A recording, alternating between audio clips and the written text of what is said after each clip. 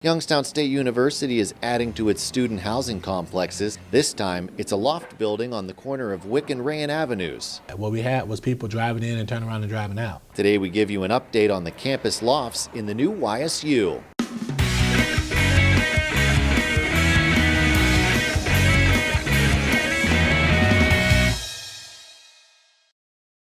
The new YSU is brought to you by Sweeney Chevrolet Buick GMC. In recent years, Youngstown State University has seen the development of several new housing options for students. The newest addition, the Campus Lofts, is under construction at the corner of Rayan and Wick Avenues. Trilogy Realty and Development owns the property. Strollo Architects was tasked with the design, while Greenheart Companies was tasked with the construction. There's a 4.5-story setup where you're going to have some of these units that are going to have a loft exposure with bedrooms on the second floor. The 100,000 square foot building will feature approximately 80 rooms and 200 beds and is expected to open in July.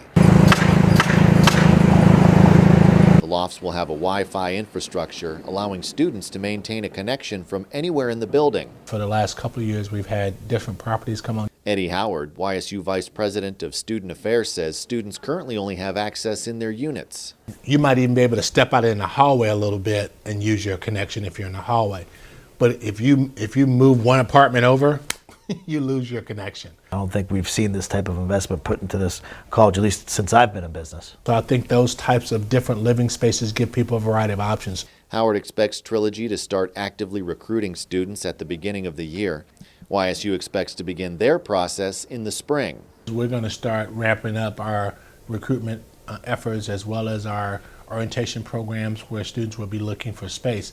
While YSU's campus is changing, so is its plans for housing students. Our goal is to put our new first-year students into residential hall living situations, let them get their sea legs of living independently, and then the next year they transition out into apartment units. But to recruit more students, YSU needed a better environment. The lofts, located across from the Enclave, are another step in YSU President Jim Tressel's plan to revitalize Wick Avenue. That's the first introduction to our campus. That's the main thoroughfare to downtown. But it wasn't just the street's appearance. The surrounding area also needed improvement. We needed more food venues, opportunities for people downtown. We need more activity if people wanted to, live in and around campus, and we didn't have that. More housing is a potential answer to a smaller student body.